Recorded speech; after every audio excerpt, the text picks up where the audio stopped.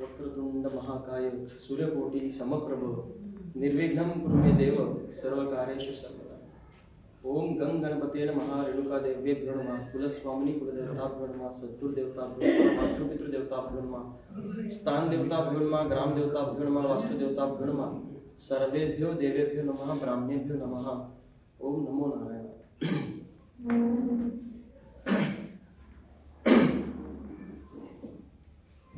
संत तुकाराम महाराज म्हणतात की आपल्याला जो नरदेह मिळाला आहे 84 योनीनंतर आपल्याला हा नरदेहाची प्राप्ती झाली। हा नरदेहाची प्राप्ती म्हणजे मोक्षाकडे जाण्याची उत्तम संधी आहे। त्यामुळे या नरदेहामध्ये आपल्याला ही संधी दवडता कामा नये आणि त्यातही आपलं परमभाग्य असं आहे की आपण या हिंदुस्थानामध्ये सनातन धर्मामध्ये आपला जन्म झाला। याच्यासारखं दुसरं भाग्य नाही, कारण की या धर्मामध्ये अनेक संत ऋषी मुनी यांची परंपरा आपल्याला लाभलेली आहे। त्यांच्याकडे असलेलं विपुल ज्ञान, त्यांना त्यांच्या जीवनात आलेले अनुभव, त्यांनी विपुल ग्रंथ संपदा आपल्यासाठी निर्माण केली आणि ही ग्रंथ संपदा म्हणजे आपल्या आयुष्यामध्ये आपल्या जीवनामध्ये आपण कसं वागावं कसं वागू नये याचा परिपाठ घालून देणार आहे। ही धर्मग्रंथ म्हणजे काय आहे तर तेजस्वी दीपस्तंभ आहे जी आपल्याला जीवनामध्ये सतत मार्गदर्शन करत राहतात। म्हणून या विपुल धनसंपदेचा ग्रंथसंपदेचा ज्ञानाचा आपण आपल्या आयुष्यामध्ये उपयोग करून घेतला पाहिजे। आज तुमचं माझं सगळ्यांचं हे कर्तव्य आहे की त्या ग्रंथसंपदेतून मिळालेलं ज्ञान, अर्जित केलेलं ज्ञान, त्यातले अनुभव आपण आपल्या पुढच्या पिढीपर्यंत पोहोचवायला पाहिजे। त्यातून मिळणारे संस्कार, त्यातून मिळणारी संस्कृती, त्यातून मिळणारा धर्माचा अभ्यास आपण आपल्या पुढच्या पिढीपर्यंत घेऊन गेलो पाहिजे। या धर्मग्रंथामध्ये 250च्या वर उपनिषद आहेत, 4 वेद आहेत, श्रुती आहेत, 6 शास्त्र आहेत, रामायण महाभारत यासारखी काव्य आहेत, भगवद्गीता जी प्रत्यक्ष भगवंताच्या मुखातून निर्माण झालेली आहे, श्रीमद दासबोध आहे, ज्ञानेश्वरी आहे आणि 25च्या वर संतांच्या अभंग गाथा आहे। एवढी विपुल संपदा आपल्याकडे आहे। म्हणजे त्या जर आपण वाचायला घेतल्या आणि त्यातून जर आपण काहीतरी ज्ञान संपादन करण्याचं म्हटलं तरी आपल्याला अख्खं आयुष्य आपल्याला पूर्ण आहे, इतकं ज्ञान त्यामध्ये आहे। आणि यातमध्ये जी 2 ग्रंथ आहेत ती साक्षात भगवंताचे लीलाचं वर्णन करणारे ग्रंथ आहेत, ती म्हणजे रामायण आणि भागवत।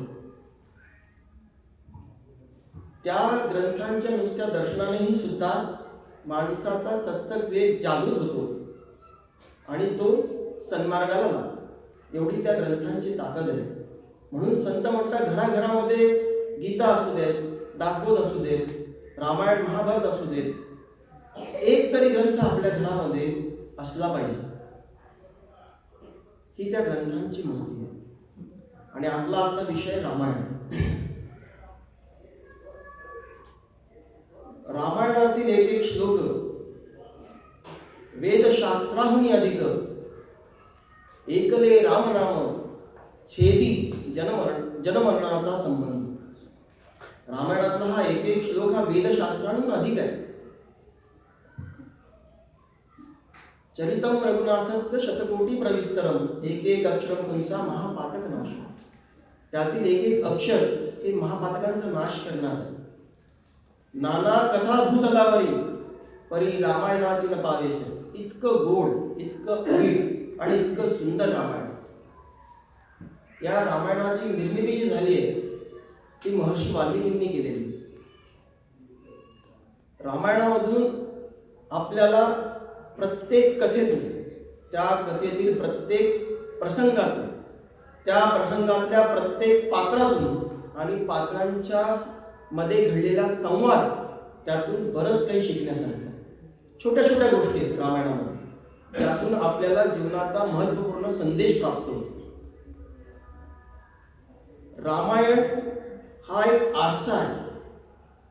ते वाचल्यानंतर श्रवण केल्यानंतर आपल्या आयुष्यामध्ये काय कमी आहे किंवा आपल्यामध्ये असलेल्या राक्षसी वृत्ती कोणत्या आहेत त्याचा निपटारा आपण कसा करायला पाहिजे.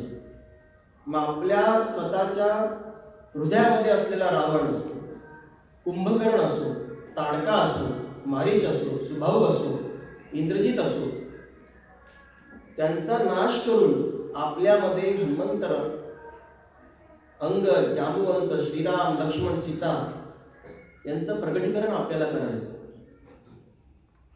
तेव्हा कुठे आपण रामायणाचं श्रवण चिंतन मनन केलं तर त्याचा आपल्याला कुठेतरी थोडासा फायदा मिळतो. रामायणाला ऐतिहासिक महत्व आहे, धार्मिक महत्व आहे, सांस्कृतिक महत्व आहे, तसंच त्याला आध्यात्मिक महत्व आहे. रामायण म्हणजे आत्म्याचा परमात्म्यापर्यंतचा प्रवास, रामाचा प्रभू रामचंद्रापर्यंतचा आणि अयोध्येचा रामराज्यापर्यंतचा प्रवास म्हणजे रामायण. रामायणामधून आपल्याला काय काय शिकायला मिळतं. नीती, धर्म, कर्तव्यपरायणता, बंधुप्रेम, भरताचा त्याग, हनुमंताची सेवा आणि निष्ठा, स्वामी निष्ठा आणि सेवा, शबरी आणि केवटाचं निर्मळ शुद्ध भक्तिभाव, रामरायाची संकल्प दृढता, दृढनिश्चयता, तसंच सेल्फ डिसिप्लिन, स्वयंशिस्त रामरायाची, लिडिंग फ्रॉम द फ्रंट म्हणजे स्वतः त्यांनी नेतृत्व केलंय पूर्ण वानरांचं. जी वानरं जंगलामध्ये फळं खातात त्या वानरांना सोबत घेऊन त्यांनी संपूर्ण दुष्ट शक्तींचा नाश करून धर्माची स्थापना केली. डिझास्टर मॅनेजमेंट म्हणजे आपत्ती व्यवस्थापन, कम्युनिकेशन स्किल. तुम्ही जर रामायणामध्ये हनुमंताचा संवाद जर सीतेमातेसोबत किंवा रावणासोबत त्यांचा संवाद झाला किंवा पहिली भेट रामासोबत झाली तेव्हा रामरायांचा आणि हनुमंताचा संवाद असो किंवा युद्धाच्या आधी अंगदाला जेव्हा रामरायांनी पाठवलं तेव्हा अंगद आणि रावणाचा संवाद असतो, हे संवाद कौशल्य त्यातून आपल्याला शिकायला मिळतं. असं बरंच काही रामायणातून आपल्याला शिकायला मिळतं. रामायणाची सुरुवातच ही मुळात परिवर्तनातून झालेली आहे. डाकू रत्नाकरात म्हणजेच वाल्या आणि वाल्याचा झालेला महर्षी वाल्मिकी. ज्यावेळेस नारदांचा क्षणिक सत्संग वाल्याला झाला, डाकू वाल्याला झाला, त्यांचा वाल्मिकी बनला. संतांच्या संगतीचं एवढं महत्व आहे.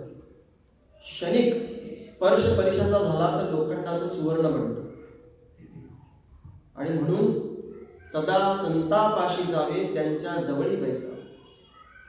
तुम्ही बघा, संगत जर चांगली असेल तर कुठेतरी आपल्याला एक पॉझिटिव्ह एनर्जी वाटते. सोपं उदाहरण आहे, एखादा कागद जर आपण पाण्यात बुडवला, थोडा वेळ तरंगेल, पाण्यात भिजला की तो बुडून जाईल. पण त्याच कागदाला तेल लावलं आणि तो पाण्यावर ठेवला तर तो तरंगत राहील. हे संगतीचं महत्व आहे. चंदनासोबत बाबळी ठेवली तर तिला सुद्धा सुवास येतो. म्हणून संतांच्या संगतीत राहणं महत्वाचं. क्षणिक संगत वाल्मिकी ऋषींना झाली, ते महर्षी बनले. उफरट्या नामासाठी वाल्मिकी तरले उठावटी, भविष्य बदले शतकोटी श्रीरामाचे. ज्या रामरायांनी अवतारच घेतला नव्हता त्या रामरायांचा जीवनपट त्यांनी लिहून काढलं. अगणित पाप केली, त्यांना राम नाम सुद्धा लिहिता येत नव्हतं. ते मरा मरा म्हणायचं, कारण सवयच ती लागलेली. आज हे मारा मारा मारा मारा मरा मरा मरा मरा ही त्यांना सवय लागलेली. पण क्षणिक संबंध त्यांचा नारद ऋषींशी आला. ही संतांच्या संगतीचं महत्व. ही छोटीशी गोष्ट आपल्याला रामायणातून कळते सुरुवातीला की संतांच्या संगतीचं महत्व. नामस्मरणाचं महत्व बघा. उठता बसता खाता जेविता शयन करिता सुखी होता धंदा करिता नाम सांडोची नाही, असं रामदास स्वामी म्हणतात. कोणी असं म्हणत नाही की तुम्ही एका ठिकाणी बसून माळ घेऊन बसलो पाहिजे. तुम्ही नामस्मरण कसंही करू शकता. तुम्ही टीव्ही पाहताना जेवले काय, गप्पा मारताना जेवले काय, किंवा कुणाशी न बोलता जेवले काय, त्या अन्नाची ही शक्तीच बनणार, फक्त कमी जास्त बनेल. टीव्ही पाहताना जेवले तर गॅसेसचा त्रास होईल, आणखी काही नाही. शांततेत जेवले, न बोलता जेवले, त्याचा फायदा अधिक मिळेल, तोटा नाही होणार, फायदा कमी जास्त आहे. म्हणून नामस्मरण तुम्ही कसे घ्या, त्याचा फायदा तुम्हाला मिळणारच. आणि या नामस्मरणामुळे बघा, उलट नाव घेतलं, उफरड नाव घेतलं तरी पण त्या वाल्याचे महर्षी वाल्मिकी बनले आणि त्यांनी रामायण लिहून ठेवलं. आणि दुसरं आहे गुरूंची कृपा. संतांची भेट झाली, नारद मुनींनी त्यांना रामनामाचा अनुग्रह दिला, त्यांनी रामनामाचं स्मरण केलं आणि त्यांनी रामायण लिहिलं.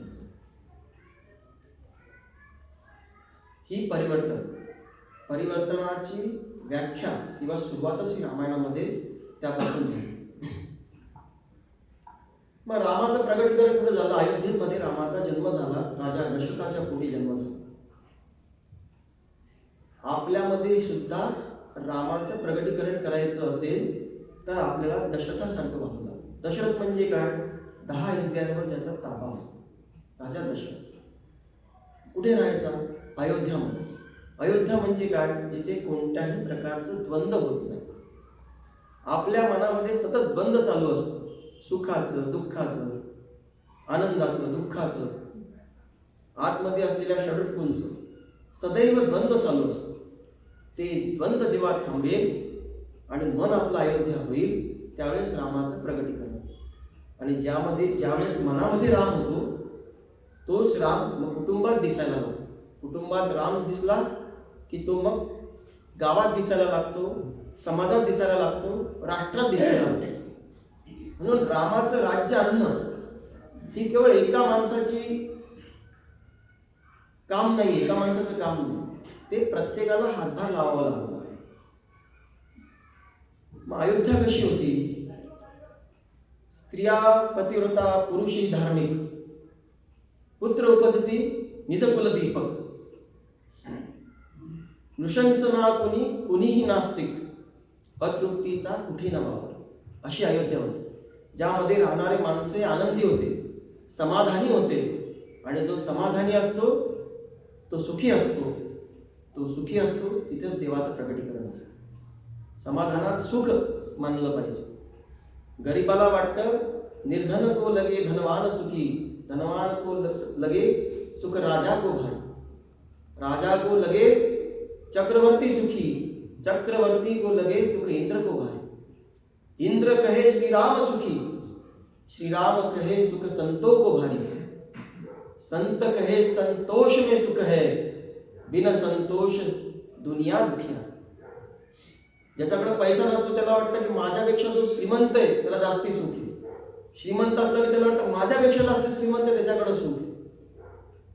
असं करत करत इंद्राला वाटलं श्रीराम सुखी आहेत, कारण ते ब्रह्मांड नायक आहे. श्रीराम म्हणतात मी सुखी नाही, सुखी संत आहे. आणि संत म्हणतात आम्ही सुखी काय? कारण समाधानात सुख आहे. जिथे समाधान आहे, जिथे सुख आहे, तिथे भगवंताची प्राप्ती होत असते. या अयोध्येचा जो राजा आहे तो इक्ष्वाकू वंशातला, इक्ष्वाकू कुल कीर्तिभूषण राजा दशरथ धर्मपरायण, या नगरीचे करितो रक्षण, गृही चंद्रसा नगरी इंद्रसा सूर्य जसा संग. राजा दशरथ धर्मपरायण आहे, घरामध्ये चंद्रासारखा शीतल आहे, नगरामध्ये इंद्रासारखा राजा आहे. आणि युद्धाला जर उभा राहिला तर साक्षात सूर्यनारायणासारखा तळपणार आहे हा राजा दशरथ. राजा दशरथाच्या 3 राण्या होत्या, तशा 700 राण्या आहेत, पण 3 मटपट राण्या होत्या. ज्येष्ठ कौसल्या ती सदविद्या, सुमित्रा ती शुद्ध वेदा, कैकेयी ती अविद्या, मंथरा कुविद्या तिचं पास. जिथे सदविद्या असते, कौशल्याचं प्रतीक काय? सदविद्या, तिथं रामाचं प्रकटीकरण झालं. शुद्ध वेदा म्हणजे बुद्धी शुद्ध आहे, ती कधीही अविद्या किंवा कुविद्येकडे वळणार नाही. सुमित्रा माता जी होती त्यांचं कैकेयीपेक्षा जास्त प्रेम कौशल्य मातेवर होतं, कारण ती सद्विद्या आहे. शुद्ध बुद्धी असेल तर ती चांगल्याच कामाकडे जाईल, वांगल्या कामाकडे वळत नाही. कैकेयी म्हणजे अविद्येचं प्रतीक आहे, की ज्यांना चांगलंही कळत नाही वाईटही कळत नाही, जो जसं सांगेल तशी त्यांची बुद्धी वळत असते. आणि म्हणून कैकेयी मातेजवळ कोण होतं? कुविद्या. मंथरा हे कुविद्येचं प्रतीक आहे. ज्यावेळेस कुविद्ये ही अविद्येवर भारी पडली, अविद्या सन्मार्गाला लागायच्या आधी कुमार्गाकडे झाली.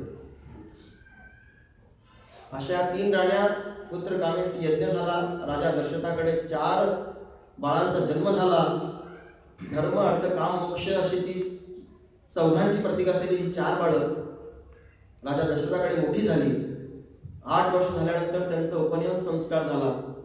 यज्ञोपवीत त्यांनी धारण केलं आणि ते गुरुकुलाकडे गेले. ज्या भगवंताच्या मुखातून वेदांचं प्रगटीकरण झालं, शास्त्र असतील श्रुती असतील या भगवंताकडून निर्माण झालेल्या आहेत, तरी भगवंताने मानव देह मध्ये जन्म घेतल्यानंतर गुरुकुलात ते गेले. कशासाठी? फक्त हेच सांगण्यासाठी की माणसाला विद्या ग्रहण करणं अतिशय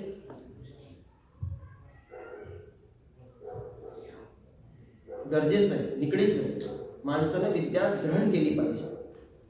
जेव्हा राम हे विद्यार्थी दशेतले राम जेव्हा घराघरामध्ये पोहोचतील ना, लहान लहान मुलांपर्यंत पोहोचतील तुमच्या किंवा माझ्या मार्फत, एक उत्तम पिढी तयार होईल.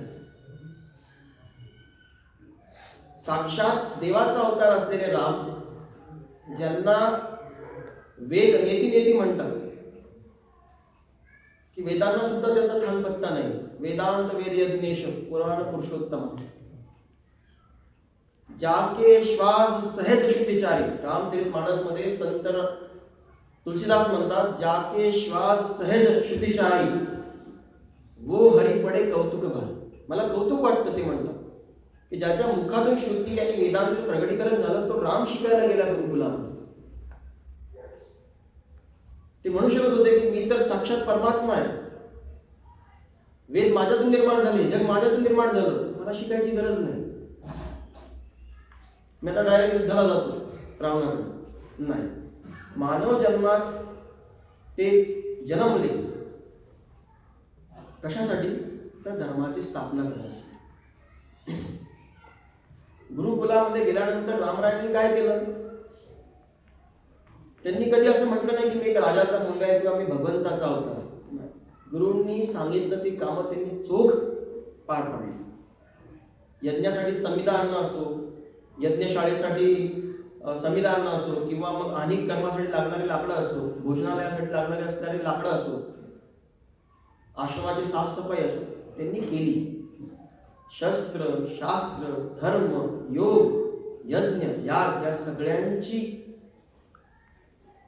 जी काही माहिती आहे, जी काही शिक्षण आहे, त्यांनी गुरूंकडनं प्राप्त केलं. गुरूंकडनं प्राप्त करून घेणाऱ्या विद्येला फार महत्त्व.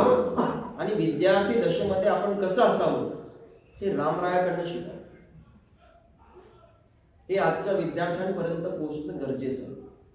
नाही तर आजकालच्या विद्यार्थ्यांना वाटतं की आपण आपल्या सरांपेक्षा किंवा आपल्याला शिकवणाऱ्या येणाऱ्या लोकांपेक्षा जास्त हुशार, मग ते ऐकत नाही.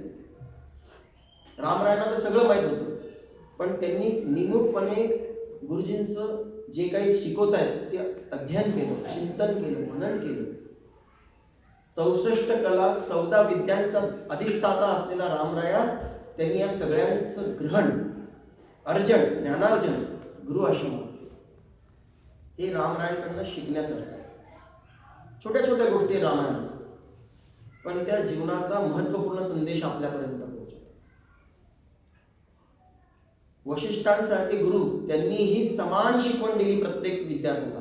असं नाही की माझ्या आश्रमामध्ये गुरुकुलामध्ये आलेला हा राम हा देवाचा अवतार आहे म्हणून याला वेगळी वागणूक आणि बाकीच्या विद्यार्थ्यांना वेगळी नाही. त्यांनी प्रत्येकाला समान वागणूक दिली. आजच्या घडीला वेळेला शिक्षकांनी सुद्धा प्रत्येक विद्यार्थ्याला समान वागणूक दिली पाहिजे, त्याला येत असो किंवा नाही येत असो. शिक्षकाचं काम आहे पुढची भावी पिढी जी आहे ती घडवणं, किंवा कारण की आजचे विद्यार्थी उद्याच्या राष्ट्राचे नागरिक असतात. म्हणून विद्यार्थी दशेत असलेल्या रामाकडनं बहुत शिकण्यासारखं. रामराया शिकून जेव्हा राजा दशरथाकडे परत आले 16 वर्षाचे होते. 2 वर्ष त्यांनी दैनंदिन कार्यक्रमामध्ये वडिलांसोबत राहणे, धनुर्विद्येचा अभ्यास करणे, शास्त्र किंवा शस्त्रांचा अभ्यास करणे, या सगळ्या गोष्टी त्यांनी त्यामध्ये शिकल्या. आणि ज्या वेळेस विश्वामित्र ऋषी राजा दशरथाकडे आले, ज्येष्ठ तुझा पुत्र मला देई दशरथा, यज्ञ रक्षणाची योग्य तोच सर्व. विश्वामित्र ब्रह्मर्षी होते. त्यांनी गायत्री मंत्राची निर्मिती केली. आणि ज्यावेळेस त्रिशंकू, जो इक्ष्वाकू वंशातला एक राजा आहे, ज्याला सदेह स्वर्गात जायचं होतं, कारण आजपर्यंत सदेह स्वर्गात कोणी गेलंच नाही, आणि म्हणून विश्वामित्रांना त्यांनी सांगितलं मला सदेह स्वर्गात पाठवा. विश्वामित्रांनी पूर्ण तपोबल आपलं लावलं आणि स्वर्गात पाठवायला सुरू केलं. इंद्राने त्याला येऊच दिला नाही. आज एक त्रिशंकू नावाचा एक तारा आहे जो आपल्या खगोलामध्ये, त्याचा अर्ध अंग असं पृथ्वीकडे दिसतं आणि अर्ध अंग दिसतच नाही. हा तो त्रिशंकू राजा. आणि जेव्हा इंद्र त्यांना घेत नव्हता तेव्हा विश्वामित्रांनी आपल्या तपोबलाने एक नवीन स्वर्ग, एक नवीन सृष्टी निर्माण करण्याची सुरुवात केली. मग ब्रह्मदेवाने मध्यस्थी करून त्यांना थांबवलं. इतके तेजस्वी विश्वामित्र. मग एक छोट्या यज्ञाच्या रक्षणाकरता मारीचभाऊसाठी छोटे राक्षस ते मारू शकत नव्हते का? त्यावेळेस शस्त्रास्त्रांचं जितका भांडार विश्वामित्रांकडे होतं, जितकं नॉलेज विश्वामित्रांकडे होतं, तेवढं देवादिकांकडे पण नव्हतं. मग विश्वामित्र त्या राक्षसांचा निपटारा करू शकत नव्हते का? मग ते का दशरथाकडे आले? त्यांनी रामाला का मागितलं की मला रामच पाहिजे? दशरथ म्हटलं मला वार्धक्याच्या सुरुवातीला रामाची प्राप्ती झाली. माझा पूर्ण जीव रामावर आहे. माझा जीव की प्राण आहे. एक वेळ माझा प्राण घ्या पण राम नेऊ नका. मी येतो, माझी चतुरंग सेना येईल, पण रामाला नेऊ नका. पण विश्वामित्र अडून बसले, मला रामच पाहिजे. कशाला पाहिजे असतील राम? त्यांच्या हातात एवढे शस्त्र असतं, ते स्वतः निपटारा करू शकत होते. भगवंताचा अवतार. मी जेव्हा कुठेही रामायणाबद्दल सांगतोय, प्रत्येकाला प्रश्न विचारत असतो की तुम्हाला खरंच वाटतं का रामाचा जन्म हा फक्त रामाचा वध करण्याकरता झाला? रामरायाचा जन्म रावणाचा वध करण्यासाठी तर झालायच, परंतु धर्माची स्थापना करण्यासाठी. 7वा अवतार हा रामाचा अवतार, 8वा कृष्णाचा आहे. रामाच्या अवतारात विष्णू धर्माची स्थापना केली आणि 8व्या अवतारात परत पुनर्स्थापना केली धर्माची. विश्वामित्रांकडे असलेली जी काही विद्या होती ती पुढच्या पिढीपर्यंत पोहोचली पाहिजे ना. मग त्यासाठी योग्य असं कोणीतरी पाहिजे जे हे ज्ञान ग्रहण करून पुढच्या पिढीपर्यंत पोहोचू. आज आपल्यापैकी सगळेच ज्येष्ठ नागरिक आहेत. उद्या मीही ज्येष्ठ नागरिक बनणार. आपण आपल्या जीवनामध्ये जे काही कमवतो आपण आपल्यासाठी कमी वापरतो, आपण पुढच्या पिढीसाठी जास्त ठेवतो. धनसंचय करतो, पुढच्या पिढीसाठी ठेवतो. हा झाला धनाचा विषय. पण तुम्ही कधी विचार केलाय का की आपल्याला आपल्या आई वडिलांकडून आलेली संस्कृती, धर्म, संस्कार हे जतन करून ठेवलेत आपण, मग ते पुढच्या पिढीला कधी देणार? जे आपल्यापर्यंतच राहिले तर आपली पुढची पिढी तयार कशी होणार? हिंदू राष्ट्र आपण बनवू असं सगळेच म्हणतो, पण बनेल कसं? 4-4, 5-5 वर्षाची मुलं इतर धर्मातली त्यांच्या धर्मासाठी वाटेल ते करायला तयार आहे. रमजानच्या दिवसात ते पाणी सुद्धा ग्रहण करत नाही, एवढी त्यांची धर्मावरची असतात. आणि आपल्या मुलांना जर 5 मिनिटं शुभम करोती म्हणायला लावलं तरी ते त्यांना जमत. हे आज तुमच्या माझ्या सगळ्यांचं कर्तव्य. पुढची पिढी तयार करायची असेल तर आपल्या जवळचा असलेला वारसा त्यांच्यापर्यंत पोहोचला पाहिजे. आणि म्हणून विश्वामित्रांनी रामरायाला ती सगळी धनवर देण्यासाठी अयोध्येमध्ये रामरायाला घेण्यासाठी आले. रामरायच का? ज्ञान हे दुधारी तलवारीसारखं असतं. ज्ञान जर का चुकीच्या हातात लागलं तर समाजाला विघातक ठरत, आणि तेच ज्ञान एखादा विनम्र विद्यार्थ्यापर्यंत पोहोचलं तर ते समाजासाठी उत्तम ठरतं. आणि म्हणून त्यांनी रामरायाची निवड केली आणि रामरायाला त्यांनी मागितलं. मग रामरायांनी त्यांचा तेजस्वीपणा पाहिला आणि त्यांना विचारलं की महर्षी, मला तुमच्याकडनं काही ज्ञानाची अपेक्षा आहे, तुम्ही ज्ञानदान करा. विश्वामित्र म्हणले, हा माझा अधिकार नाही, हा तुमच्या गुरूंचा अधिकार आहे. त्यांनी जर मला सांगितलं, वशिष्ठांनी सांगितलं की यांना ज्ञान द्या, तर मी देईन. मग त्यांनी वशिष्ठांना प्रश्न विचारला. बघा, छोटीशी गोष्ट आहे पण विचार करण्यासाठी. मग त्यांनी विचारलं की तुम्ही 8 वर्ष गुरुकुलात रामासोबत होते, त्यांना ब्रह्मज्ञानाची प्राप्ती तुम्ही करून दिली नाही. तर वशिष्ठ काय म्हणताय? वशिष्ठ म्हणाले, सद्गुरुसी न प्रार्थिता, शिष्ये आदरेन विचारिता, ज्ञान सांगू नये सत. बघा, जीवनाचा केवढा मोठा संदेश आहे. एखादा मनुष्य जर ज्ञान प्राप्ती करायची असेल, त्याला जर त्यांनी प्रार्थनाच केली नाही की मला ज्ञान द्या, तर ज्ञान देऊच नाही. यामध्ये ज्ञान घेणाऱ्याचा आणि देणाऱ्याचाही अपमान. श्रीराम अधिकार रत्न आहे. अप्रश्नी न देवो ज्ञान. श्रीराम अधिकार रत्न आहे, पण त्यांनी मला विचारलंच नाही. त्यांनी जे जे विचारलं त्याचं ज्ञान त्यांना दिलं, पण त्यांनी मला ब्रह्मज्ञानाबद्दल विचारलंच नाही, त्यांनी दिलं नाही. छोटीशी गोष्ट पण मोठा संदेश आहे. आपल्या आयुष्यामध्ये पण आपलं कोणी ऐकत असेल, कोणी विचारलं असेल तर सांगा, नाहीतर सांगूच नका. हा तुमचाही अपमान आहे, घेणाराचाही अपमान. छोट्या छोट्या गोष्टी रामायणामध्ये आणखी एक छोटीशी गोष्ट आहे, बहुधा कोणाला माहीत असावी नसावी, की गुरु कशासाठी असतो. म्हणजे रामरायांनी 2 गुरु केले, विश्वामित्र एक वशिष्ठ आहे. कशासाठी केले? आपण पाहिलं की विश्वामित्रांनी रामरायांना अनेक शस्त्रास्त्रांचं ज्ञान दिलं, पण ते शस्त्रास्त्र धारण करायला विश्वामित्रांना हजारो वर्षांची तपश्चर्या झाली. आणि रामरायांना देताना क्षणिक त्यांनी ट्रान्सफर केली. जसं डेटा ट्रान्सफर होतो एका मोबाईलमधून दुसऱ्या मोबाईलमध्ये, क्षणिक ट्रान्सफर करून टाक. ही गुरुची महती. गुरुकडनं येणारा मंत्र हा त्यांनी सिद्ध केलेला असतो. हा त्यांच्या आयुष्यामध्ये त्यांनी केलेला खडतर प्रवास, श्रम, हे त्याचं देयक असते. आणि तो तेजस्वीपणा मंत्राचा तो आपल्याला देतात. हे गुरुचं महत्व आहे.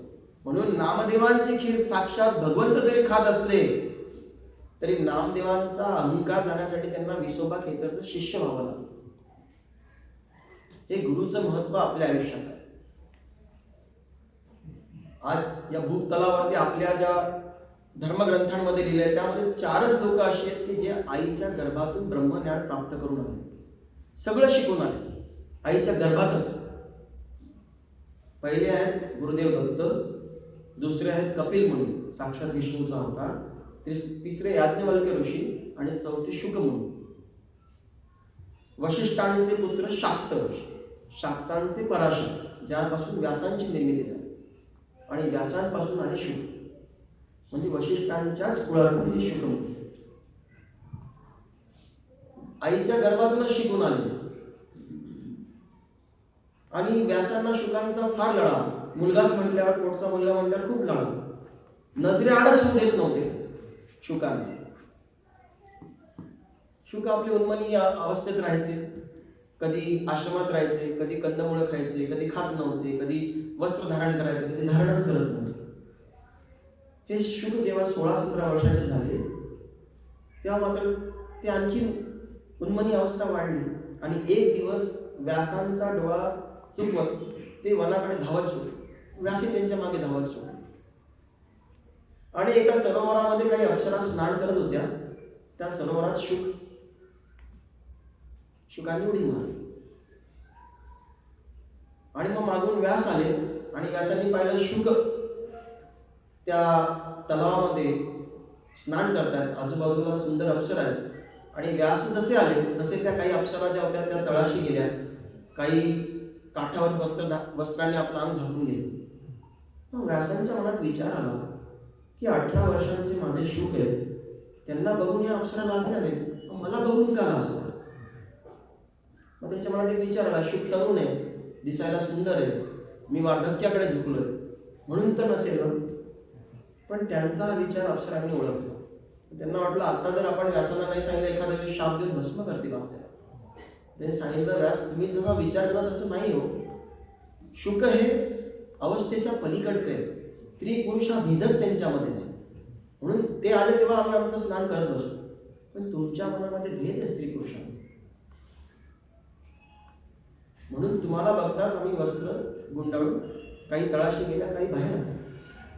शुकांनी ऐकलं की ज्या आपल्या पित्याने कुरुवंश निर्माण केला, ज्या पित्याने 18 पुराणं लिहिली, ज्या पित्याने अध्यात्म रामायण लिहिलं, त्या पित्यापेक्षा जास्त ज्ञान आपल्याला आहे. आणि हा अहंकार त्यांना जडला हे व्यासांना नाही जाणवलं.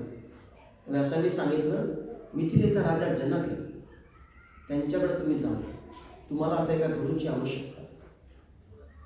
शुक म्हणाला, मला संपूर्ण ज्ञान आहे, गुरुची आवश्यकता कशाला? व्यास म्हटले, यासाठीच गुरूंची आवश्यकता आहे. ठीक आहे, मी जातो मिथिलेला. शुक मिथिलेकडे निघाले. राजा जनकाकडे जायचं म्हणजे काहीतरी घेऊन जायला पाहिजे, पण मी तर संन्याशी मनुष्य. मग त्यांनी अंगावर वस्त्र धारण केली, लंगोट धारण केली आणि हातामध्ये विभूती घेऊन ते राजा जनकाकडे गेले. तिथल्या द्वारपालावर सांगितलं, जा आज जा आणि सांग राजा जनकाला मी आलोय. द्वारपाल परत निरोप घेऊन आला की सगळ्यांचा त्याग करा, तेव्हा राजा जनक तुम्हाला भेटतो. त्यांनी विचार केला, त्याग करण्यासाठी माझ्याकडे काहीच नाही. मग त्यांनी लंगोटीचा त्याग केला, हातातली विभूती फेकून दिली, परत द्वारपालाला पाठवलं. असं 7 दिवस ते त्या द्वारावर उभे होते. परंतु प्रत्येक वेळेस जनकाचा एकच निरोप राहायचा की सगळ्यांचा त्याग करा. मी सगळ्यांचा त्याग केला, राहिलं काय माझ्याकडे? माझं काहीच नाही. आणि माझं काही नाही हा माझं त्यांच्या मनामध्ये, अरे मी माझा जो आहे तो मीपणा मला टाकायला हवा. आणि मग त्यांनी तो अहंकार नष्ट केला. मग राजा दशरथ त्यांना आपल्या महालात घेऊन गेले. इकडे राणी सुनैना बसली, इकडे राजा जनक बसले, मधात शुक बसले, अंगावर एकही वस्त्र.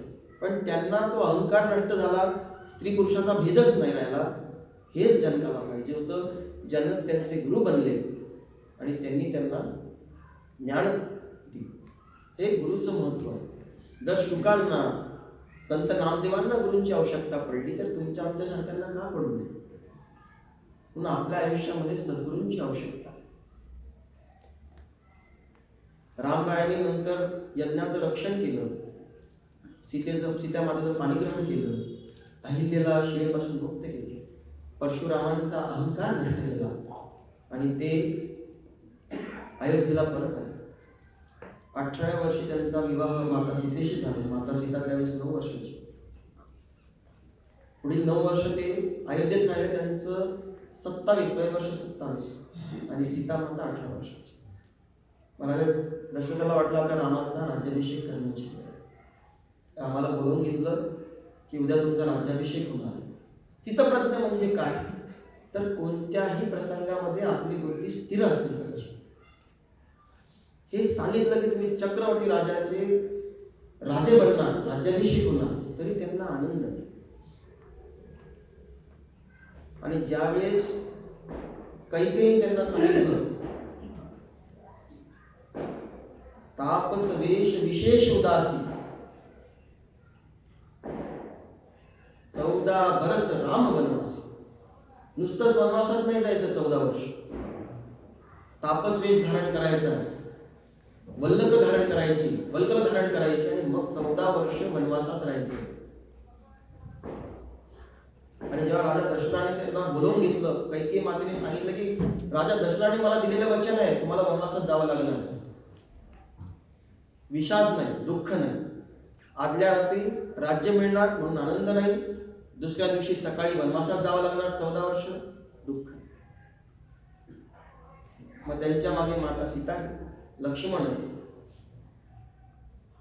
वनवासात निघून गेले. वनवासामध्ये वल्कल धारण करून गेले राम, लक्ष्मण आणि सीता. आणि जेव्हा त्यांची भेट केवट हा एकमेव असा मनुष्य आहे, रामरायांचा जेव्हा राज्याभिषेक झाला तेव्हा सगळेच त्यांचे आप्त होते, मित्र होते. एक पाहुणा मात्र त्यांनी आवर्जून या राज्याभिषेकाला बोलवला होता, तो म्हणजे हा केवट. खूप सुंदर कथा आहे, डोळ्यातून अश्रू उभे राहतील एवढी सुंदर कथा केवटाची. रामायणामध्ये 3 प्रसंग असे आहेत ज्यावेळेस माणसाला आपल्या डोळ्यातले अश्रू थांबवताच येत नाही. पहिला प्रसंग केवटाचा आहे, दुसरा भरत आणि रामाची भेट आहे, आणि तिसरा शबरी मातेचा उद्धार. या 3 गोष्टी माणसाला जेव्हा आपोआप डोळ्यातून अश्रूंच्या धारा, इतकी सुंदर. केवटाने जेव्हा पाहिलं की प्रभू साक्षात प्रभू रामचंद्र आपल्यापर्यंत येतात, काही शिकलेला नाही, काही माहीत नाही, परंतु त्याला हे नक्की कळालं की हे ब्रह्मांड नायक ज्यांच्या प्राप्तीसाठी योग्यांना हजारो वर्षांची तपश्चर्या करावी लागते, ते सहज माझ्यापर्यंत चालत आले. ही संधी आपल्याला दवडता कामा नये. यांचं तर पाद्यपूजा करून त्यांच्या पायातून साक्षात गंगेची अवतार झालेला आहे. हे जल प्राशन करायलाच हवं. आणि रामराय वनवासात असल्यामुळे पाद्यपूजन करूच देणार नव्हतं. केवटानं काय युक्ती केली, जेव्हा जो निषादराज गुह होता त्याने सांगितलं की नाव आणा, रामरायांना गंगेच्या पलीकडच्या तीरावर जायचं. केवट आपले नाव घेऊन आलो. रामराय बसायच्या आधी केवट काय म्हणतो, छोटी सी ये नाव हमारी, छोटी सी ये नाव जादू भरे तेरे पाव, मोहे डर लागे रामजी कैसे बिठाऊ तुझे नाव. तुमचे जादू भरे पाय आणि माझी छोटीशी नाव. का बरं म्हटला, पत्थर की शिला बन गई नारी, लकड़ी की ये नाव हमारी, इससे पालू पुरा परिवार. इथे लाकडाची नाव आहे, उद्या स्त्री झाली तर मी माझ्या घरच्यांना कसं सांभाळू. मी ऐकले तुमच्या पायाच्या धुळीच्या कणानं एका शिलेची एक सुंदर स्त्री बनली, माझे नाव पण स्त्रीमध्ये रूपांतरित होईल, म्हणून बसायच्या आधी मला पाय धुतले. केवटानं रामरायाचे पाय धुतले आणि प्राशन केले आणि त्यांना नाव ठेवायचं.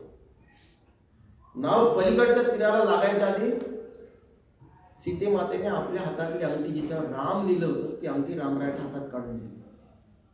पण नाही का, कोणाच्या घरी गेलो, छोटे मुलं असले तर आपण डोळ्याने सुनावतो की यांना जायच्या आधी 100-200 काय असतील ते बक्षीस द्या, असं म्हणतो आपण. सीतामाते म्हणले केवटाने एवढं आपल्यासाठी केलं, यांना काहीतरी मोल तर दिलंच पाहिजे. या तीरापर्यंत आणतोय आपल्याला, तर राम नावाची अंगठी त्यांनी रामाच्या हातात दिली. आणि मग रामरायाने ती अंगठी केवटाला दिली की हे तुझं मोल आहे. केवट काय म्हणतो, नाही से कुछ न लेत नाही, माली से कुछ न लेत माली.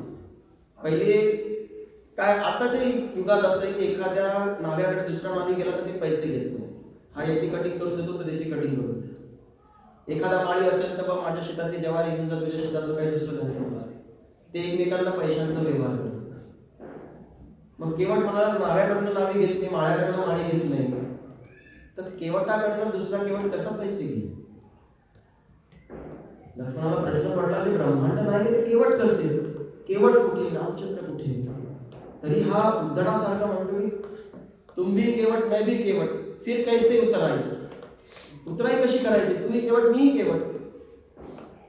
मग त्यांनी सांगितलं लक्ष्मण दादा, माझं काम काय आहे, गंगेच्या या तीरावरून त्या तीरापर्यंत सुरक्षित माझ्याकडे येणाऱ्या लोकांना पोहोचवायचं. रामरायांचं काम काय आहे, भवसागराचा या तीरावरून त्या तीरापर्यंत मोक्षापर्यंत न्यायचं, जो रामरायांपर्यंत येतो. मग रामी सागरातून तरुण येतात, मी गंगेतून तरुण येतो, मग तेही केवट मीही केवट. रामरायाला म्हटला, अगर उतराई करायची असेल तर मला फक्त एवढं द्या की तुमचं नाव सतत माझ्या मुखामध्ये राहू दे आणि तुमचे चरण सतत माझ्या दृष्टीपुढे राहू. केवटासारखा मनुष्य जर कधी न शिकलेला जर त्याला एवढं समजतं तर आपण तर सगळे शिकलेलो आहोत. कोणतेही संत साधू म्हणत नाही की तुम्ही सगळं सोडून सगळं करा. आधी प्रपंच करावा नेटपका मग परमार्थ साधा. रामदास स्वामी तेच सांगतात दासबोधांना, प्रपंच करा आणि प्रपंचातून परमार्थ. त्यासाठी तुम्हाला हिमालयात जाऊन तपश्चर्या करायची गरज नाही. घरी 5 मिनिटं का 2 मिनिटं का होईना फक्त एकदा तरी राम म्हणा. तो साक्षात तुमच्या पुढे उभा राहील तेव्हा तुम्हाला त्याची गरज असते. हे छाती टोकपणे संत सांगतात. तुम्हाला रात्रंदिवस म्हणायची गरज नाही. आयुष्यातला थोडा वेळ फक्त त्याला हाक मारा, त्याचं नाव घ्या, तुमच्या पाठीशी उभा निश्चितपणे ना. आणि मग ते केवटाकडनं निघाले, चित्रकूट पर्वतावर आले. चित्रकूट पर्वतावर भरत त्यांना भेटीला आले. राम आणि भरतांचा संवाद अतिशय सुंदर आहे. दोघेही तडजोड करायला तयार नाही. रामरायांनी सांगितलं, दशरथांनी मला सांगितलं जायचंय म्हणा तर जायचंय म्हणा. आता दशरथ येतील तर मी सांगेन. त्यांनी म्हटलं की आता तुझं माझं मी वचन मागे घेतलं तर मी येईल बाबा. राजा दशरथ तर नव्हतेच, त्यांचा स्वर्गवास झालेला होता. आणि भरत म्हटले राम नाही आले तर मी जाणारच नाही, इथेच प्राण देतो. राज्य सुद्धा घ्यायला तयार नव्हता भरत. मग शेवटी त्याला त्याच्याच गुरुंनी शिकवलं. बघा परत गुरूंचा महिमा. प्रत्येक वेळी दशरथाला सुद्धा रामरायाची ओळख करून दिली ही गुरूंनीच. भरताला सुद्धा गुरूंनी सांगितलं की भरत, रामरायांचा जन्म हा राक्षसांचा निपटारा करण्यासाठी आणि या जगामध्ये, या पृथ्वी तलावर, ब्रह्मांडामध्ये धर्माचं स्थापना करता. भरत म्हटला मी अयोध्येचं राज्य करायला तयार आहे, पण एक प्रतिनिधी म्हणून मला तुम्ही रामरायाच्या पादुका द्या. मी त्या स्थापन करेन नंदीग्रामामध्ये. मी संन्यस्त वल्कल धारण करून त्यांच्यासारखं जीवन जगेल 14 वर्ष. विचार करा, ज्या भरताने राज्य घेतलं नाही, पहिल्यांदा त्याला जेव्हा आले ते त्यांच्या मामांकडून त्यांना बोलून घेतलं वसिष्ठाने, जेव्हा राजा दशरथाचं स्वर्ग गमन झालं, त्यांनी सांगितलं मला हे राज्य नको, हे राज्य रामाचं आहे, त्यांनाच मिळेल, मी त्यांना घ्यायला बनायचं. आणि जेव्हा रामरायांनी समजून सांगितलं तेव्हा तो पादुका घेऊन निघाले भरतजी आणि त्यांनी ती स्थापना केली. आणि 14 वर्ष त्यांनी अयोध्या जी दशरथाच्या काळात इथे होती ती त्यांनी इथपर्यंत नेऊन ठेवली. कशामुळे? हे राज्य रामाचं मी फक्त चालवणार आहे. आपणही आपल्या आयुष्यात तसं वागलं पाहिजे. हा प्रपंच भगवंताचा आहे, मी फक्त इथे प्रतिनिधी आहे. मग बघा तुमचा प्रपंच किती सुखकर, सोयीस्कर आणि सुलभ. प्रपंच माझा म्हटला की त्रासदायक आहे. प्रपंच महाराजांचा आहे, रामाचा आहे. काळजी त्यांना, चिंता त्यांना, आम्ही फक्त प्रतिनिधी आहोत. पण बघा भरतासारखं आयुष्य तुमचं सुलभ सुखकर. आणि या 4 भावांमध्ये सगळ्यात जास्त त्याग कोणाचा असेल तर लक्ष्मणाचा त्याग आहेच. ते रामाच्या पाठीमागे 14 वर्ष वनात झोप न घेता, न खाता पिता ब्रह्मचर्याचं पालन करून राहिले.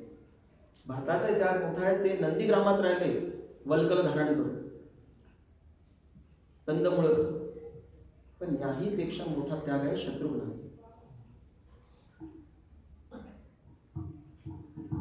नंदीग्रामामध्ये राहून किंवा वनवासात राहून त्या ठिकाणी तसं राहणं म्हणजे सोपं नाही. पण आजूबाजूला कोणत्या सुखसुविधा नाही, मग माणूस त्यामध्ये तसं त्याला सवय होऊन जाते. पण शत्रुघ्नाचं तसं नाही.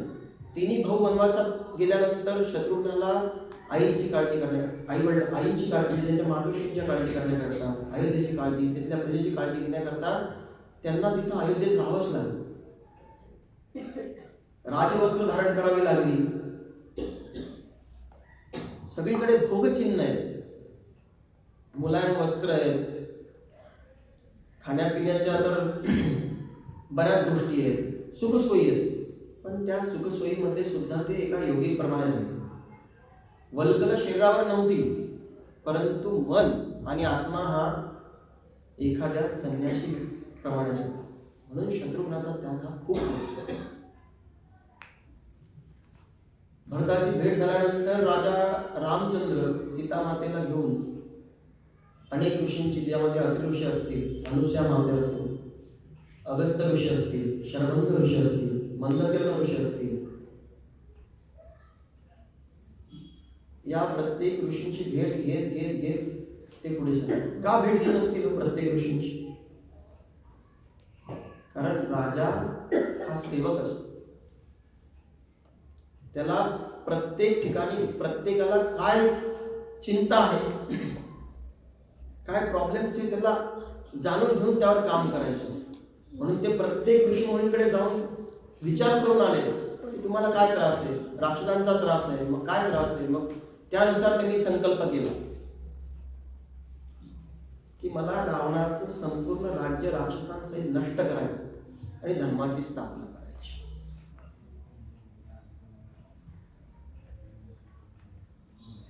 आणि मग शरभंग ऋषींची छोटीशी गोष्ट आहे की ज्यांना साक्षात इंद्रदेव घ्यायला आले की चला तुम्हाला आता सर्वोच्च पदाचा मान मिळणार आहे, तुम्हाला मी विमान घेऊन आलोय, तुम्हाला आमच्यासोबत यायचंय, हे तुमच्या तपश्चर्येचं फळ आहे. पण ते म्हणले मला नको, तुम्ही तसंच विमान परत घेऊन जा. थोड्याच अवधीमध्ये रामराय इथे येणार आहेत माझ्या आश्रमात, मला त्यांचं दर्शन घ्यायचं. पारलौकिक सुख, ऐहिक म्हणजे इथे आपण घेतो ते सुख, पारलौकिक म्हणजे आपण जे परलोकात जाऊ त्याचं सुख, ते सुखाची प्राप्ती असं आढळलं की जे कुणालाच मिळालं नाही ते त्यांना मिळणार होतं. पण त्याला सुद्धा त्यांनी लाथ मारली आणि सांगितलं रामरायाचं दर्शन घेतल्याशिवाय मी येणार. छोटीशी गोष्ट आहे पण फार मोठा असेल. रामराय प्रत्येक ऋषींना भेटत भेटत भेटत मग ते पंचवटीत आले. पंचवटीमध्ये सीतेमातेचं हरण झालं. आपल्या सगळ्यांना माहिती, तिथे जटायूचं आणि रावणाचं घनघोर युद्ध झालं. कर्माची संगती बघा कशी असते. ज्या राजा दशरथाला 4 मुलं होती पण शेवटी मांडी द्यायला एकही पुत्र नव्हता. राजा दशरथाचं कर्म श्रवण जो त्यांच्याकडनं मारला गेला, अनावधानात मारला गेला, पण त्याचं फळ त्यांना भोगावं लागलं. म्हणून आपल्या आयुष्यात करणारी जी कर्म आपण करत असतो, कळत न कळत, चांगली वाईट, त्या प्रत्येक कर्माचा भोग आपल्याला भोगावा लागतो. जटायूचा आणि रावणाचं घनघोर युद्ध झालं. एकनाथ महाराज सांगतात की त्या युद्धामध्ये जटायूने रावणाला हरवलं, त्याच्या रथाचा घोडाचा नाश केला आणि छिन्नविद्र झालेला रावण जटायू समोर नतमस्तक होऊन म्हणतोय युद्ध खूप झालं, आता तुझा प्राण कशात आहे ते सांग, माझा प्राण कशात आहे मी सांगतो, मग आपल्यामध्ये हा युद्धाचा निकाल होईल. जटायूने सहज सांगितलं माझ्या पंखामध्ये जीव आहे माझा, रावणाने चुकीचं सांगितलं माझ्या अंगठ्यामध्ये जीव आहे माझा. आणि जेव्हा दोघांचं परत युद्ध सुरू झालं त्यावेळेस रावणाने जटायूचे पंख उपाडले. कर्माची संगती बघा. जटायूने पंख कोणासाठी दिले? भगवान रामचंद्रासाठी. त्याचं ओझं कोणावर आलं? रामचंद्राने. आता जटायूवर ओझं कोणाचं होतं? एक छोटीशी गोष्ट सांगतो. जटायू संपाती नावाचे 2 भाऊ आहेत. सूर्याचा जो सारथी अरुणी, जो कश्यपांचा मुलगा आहे, आणि गरुडाचा सख्खा भाऊ आहे, त्या अरुणीचे हे 2 मुलं, संपाती आणि जटायू. तरुण वयामध्ये असताना माणसामध्ये रग असते. दोघांची शर्यत लागली की कोण सूर्यापर्यंत पोहोचतो. दोघेही सूर्यापर्यंत उडाले. जटायू सगळ्यात आधी पोहोचला, संपाती खाली होता. सूर्यापर्यंत पोहोचोस तर जटायूचे पंख जळायला लागले. भावाचे पंख जळू नये म्हणून संपातीने त्याच्यावर आपले पंख धरले. भावाचं कर्तव्य आहे, मोठ्या भावाचं छोट्या भावाप्रती कर्तव्य आहे. संपातीचे पंख जळाले, संपाती सागर किनारी जाऊन पडला आणि जटायू पंचवटीत येऊन पडला. मग जटायू ओझं होतं संपातीच्या पंखाचं. जटायूने आपलं ओझं कमी केलं, ते पंख रामरायाच्या कार्यासाठी दिलं. तिथं बॅलन्स झालं आणि कर्ज चढलं रामरायांना. आणि म्हणून जेव्हा सीता शुद्धीसाठी वानर सागर तीरावर पोहोचले तेव्हा संपातीने सीतेचा पत्ता सांगितला की सीता माता ही अशोकवनात आहे. त्यावेळेस त्या संपातीला 2 नवीन पंख फुटले. ही कर्माची गती आहे, सर्कल आहे, वर्तुळ आहे. दिलेले पंख संपातीला परत मिळाले एका वर्तुळात. म्हणून आपण जे काही चांगलं वाईट कर्म करतो ते आपल्यापर्यंत येऊन थांबतो. तुम्ही संकटात असाल, चांगली कर्म केली असेल तर कोणी ना कोणी तारणार तुमच्यासमोर उभा राहतो. आणि वाईट कर्म केली असेल तर ते भोगल्याशिवाय आपल्याला इथे गच्छन्ति नाही. हा रामायणातला संदेश. म्हणून कर्म करताना माणसाने चांगली वाईट याचा विचार सतत बुद्धीला विचारून करा. जटायूच तिथे भगवंतांनी जटायूची पूर्ण कर्म तिथे केली जी त्यांना दशरथासाठी करता आली नाही ती त्यांनी जटायू करतात. जटायूचं महान भाग्य. जटायूला विचारलं सुद्धा रामाने की मी तुझे पंख परत आणतो, आपण तिघं मिळून सीतेला शोधू. पण ते म्हणले असा योग कधी? डोळ्यासमोर राम, मनामध्ये राम, मुखी राम, ही अवस्था असताना माझा जीव जातोय. मला आता इथं जीवन नाही. भगवंताचा परिस्पर्श झाला की माणसाला जीवनाची आसक्तीच राहते. आणि जटायूचं दहन करून, कबंधाचा वध करून ते शबरीपर्यंत पोहोचले. माता शबरी ही जातीला भिल्ली नव्हती. वयाच्या 8व्या वर्षी ती मतंग ऋषींच्या आश्रमात आली आणि तिथेच राहिली. गुरुसेवेचं फळ काय असतं, गुरूंचा उपदेश जर आपण ऐकला तर त्याचं फळ काय असतं, याचं मूर्तिमंत उदाहरण म्हणजे माता शबरी. आजपर्यंत झालेल्या भगवंताच्या अवतार गाण्यामध्ये भगवंतांनी स्वतः कोणालाच नवविधा भक्ती सांगितली नाही की माझी भक्ती तू कशी करावी. ती सगळ्यात आधी भगवंतांनी माता शबरीला सांगितली. हे सद्गुरूच्या कृपेचं फळ, त्यांच्या केलेल्या सेवेचं फळ. माता शबरी वयाच्या 8व्या वर्षीपासून आश्रम झाडून ठेवायच्या, आश्रमामध्ये रांगोळी काढून ठेवायच्या. बघा, ऋषींना असो, संतांना असो, देवाला असो, जातीमध्ये उच्च निश्चिता तेव्हाही नव्हती. ही आपण बनवलेल्या बाउंड्रीज, आपण बनवलेल्या या व्याख्या जातींच्या. त्यांना जातीचं काहीच नव्हतं. जात ही मनुष्याच्या जन्माने नसते, ती त्याच्या कर्माने असते. कर्माने मनुष्य क्षत्रिय असतो, कर्माने मनुष्य शूद्र बनतो, कर्माने मनुष्य ब्राह्मण बनतो. जातीने तो कधीच बनतो. भगवंताला या जातीचं कधीच वावडं नव्हतं.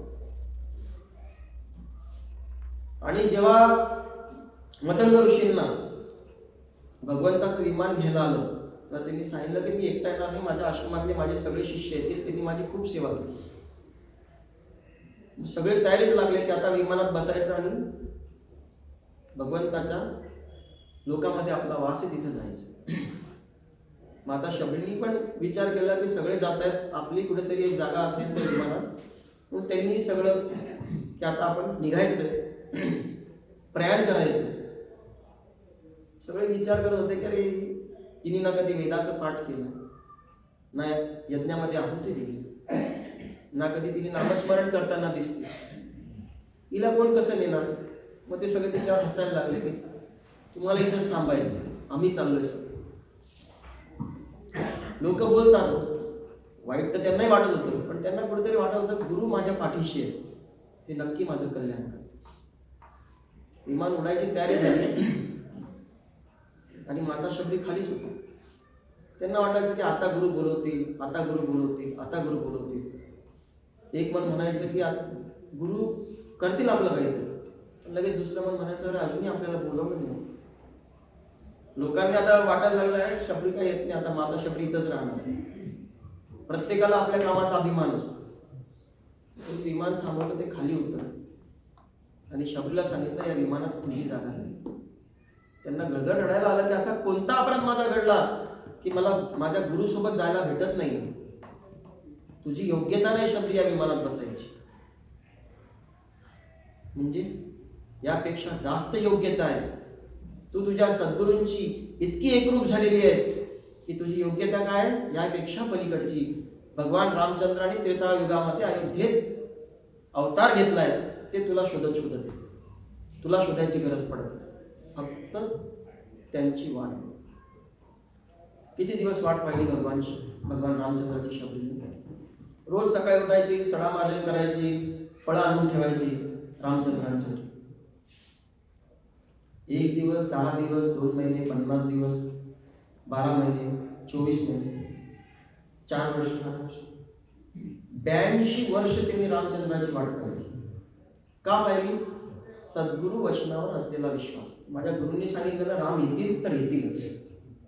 82 वर्ष त्यांनी वाट पाहिली रामचंद्र येतील म्हणून.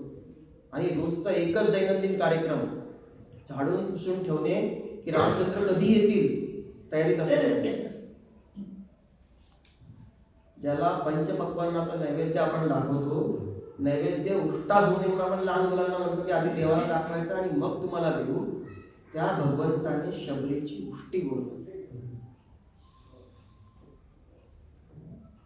जो भगवंत उष्टी गोड खातो, जो गोपींचं उष्टलोणी खातो, का खातो? कारण तेवढी त्यांची तपश्चर्या असते, तेवढं एकरूप आपल्याला होतं. सोवळं गोळ पाळणं हे तर धर्माचं साधन आहे. पण भगवंत म्हणतात तुम्ही ते नाही पाळलं तरी चालेल, माझ्याशी एकरूप व्हा, माझ्याशी एकरूप व्हा, मी आहेच तुमच्या पाठी. एकदा मला आवाज देऊन बघा. द्रौपदीने सगळ्यांकडे आवाज दिला, सगळ्यात शेवटी कृष्णाला दिला.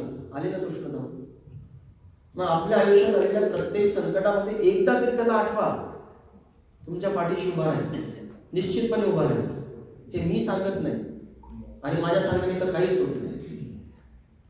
हे महाराज सांगतात, स्वामींनी सांगितलं, समर्थांनी सांगितलं, ऋषीमुनींनी सांगितलं, साक्षात भगवंतांनी सांगितलं. तुम्ही कुठेही असो, एक वेळ तरी त्याचं नाव आहे. एक वेळ 108 माळा करायचं, 108 मध्यात फिरायचंही काम नाही. एकदा फक्त त्याचं नाव आहे मनापासून. आयुष्याच्या शेवटाला, आयुष्याच्या सुरुवातीला आणि सुरुवातीपासून शेवटापर्यंत मधल्या आयुष्यामध्ये तो तुमच्यासाठी कायम उभा आहे, कायम.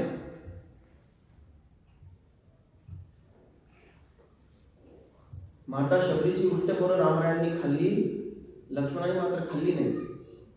पण त्यांना प्रेम माहित होतं शबरी मातेचं. त्यांना नवविधा भक्ती दिली, त्यांचा उद्धार केला. आणि त्या माता शबरीने सांगितलं, पुढे जा, तुम्हाला हनुमंत भेटतील, तिथून सुग्रीवाची मदत घ्या, माता सीतेला शोधा. हनुमंताशी मैत्री झाली रामचंद्रांची. तिथे हनुमान आणि रामरायांचा संवाद ऐकण्यासारखा आहे. आपल्याला वेळेची कमी असल्यामुळे आपण पुढं जातो. काही ज्या महत्वाच्या गोष्टी त्याच आपण आज थोड्याफार सांगितल्या. आणि त्याच्यानंतर मग सुग्रीवाशी मैत्री झाली, वालीचा वध त्यांनी केला. आणि वालीचा वध केल्यानंतर हनुमान सीता शोधण्याकरता लंकेत गेले. सीता शोध घेऊन आले. सागराचा सेतू त्यांनी बांधला. रामचंद्र आपल्या आयुष्यामध्ये फक्त एकदाच क्रोधित झाले, एकदाच. त्यांनी कधी कोणावर क्रोध केला नाही. तो क्रोध त्यांनी सागरावर केला. मनाची अस्थिरता हे सागराचं प्रतीक आहे. चंचल मन म्हणजे सागर. एवढ्या त्यांच्याजवळ शस्त्रास्त्र असताना सुद्धा सागराला 4 दिवस त्यांनी विनवणी केली की मला रस्ता दे जाण्यासाठी. आणि जेव्हा सागराने दिला नाही तेव्हा त्यांनी शस्त्राला हात घातला. हे रामरायांकडे शिकण्यासारखं. सागरावर सेतू बांधला. रावण, कुंभकर्ण अनेक राक्षसांचं त्यांनी निर्दालन केलं. त्यांच्यासोबत असलेले नल, नील, जामवंत, हनुमंत, सुषेण, ताड, गज, गवाक्ष, गंधमादन, जामवंत, धूम्र, द्विमुख, दधिमुख, शरभ, पल्लस या प्रकारचे मोठमोठे वानर त्यांच्यासोबत होते. त्या प्रत्येकाला घेऊन त्यांनी रावणाच्या लंकेवर आक्रमण करून त्या सगळ्यांचा निपटारा केला. तिथे बिभीषणाला राज्यात स्थापन करून दिलं. आणि परत ते अयोध्येत आले आणि अयोध्येमध्ये रामराज्याची स्थापना झाली. तर रामायण हा रामचंद्रापर्यंतचा प्रवास आहे, अयोध्येपासून रामराज्यापर्यंतचा प्रवास आहे आणि आत्म्याचा परमात्म्यापर्यंतचा प्रवास आहे. भगवंताच्या लीला या अवीट आहेत. नुसत्या श्रवण मात्राने आपल्या आयुष्यामध्ये अनेक बदल घडतात. आपल्या घरामध्ये ग्रंथ असणं, कोणताही एक ग्रंथ ठेवा चालेल. घरामध्ये बघा तुम्हाला छान सकारात्मक ऊर्जा झाली. आणि आज आपण रामायणाबद्दल इतकं ऐकलं, रामायणाबद्दल मला जेवढं सांगता आलं मी सांगितलं. तर इथून पुढे थोडं का होईना आपल्या नातवांपर्यंत, आपल्या आजूबाजूच्यांपर्यंत हा प्रसार थोडाफार केला तर पुढे आपल्याला चांगली पिढी घडवता येईल. कारण घर जर विकसित झालं तर समाज विकसित होतो आणि राष्ट्र सुद्धा विकसित होतो. म्हणून राष्ट्राची विकासनाची सुरुवात ही आपल्यापासून होते. त्यामुळे प्रत्येकाला विनंती करेल की आपण थोड्या प्रमाणात का होईना आपल्या संस्कृतीचं, आपल्या संस्काराचं, आपल्या धर्माचं थोडंफार तरी आपल्या पुढच्या पिढीपर्यंत आपण देणं लागतो तेवढं आपण करावं.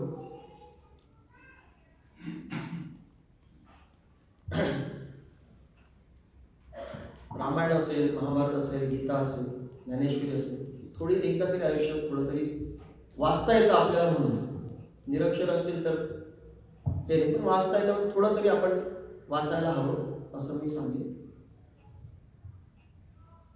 करविता राम, श्रोता वक्ता राम, माझे काही. आज मी इथे जे काही बोललो हे माझं काहीच नाही, ही माझ्या गुरूंची माझ्यावर असलेली कृपा आहे. करता करविता रामराय, श्रोताही राम आहे, वक्ताही राम आहे. तुमच्या मनातला अंतरात्म्यातला राम, माझ्या मनातला अंतरात्म्यामध्ये असलेला राम, हेच एकमेकांना सांगतात, हेच एकमेकांना ऐकतात. त्यामुळे माझं याच्यात काहीच नाही. आणि वेळेची कमतरता असल्यामुळे आपल्याला इथेच थांबावं लागतंय. अवधूत चिंतन श्री गुरुदेव दत्त. जय जय रघुवीर समर्थ. जय श्रीराम. उमापति महादेव की जय. रमापति रामचंद्र की जय. हर हर महादेव. जय श्री राम.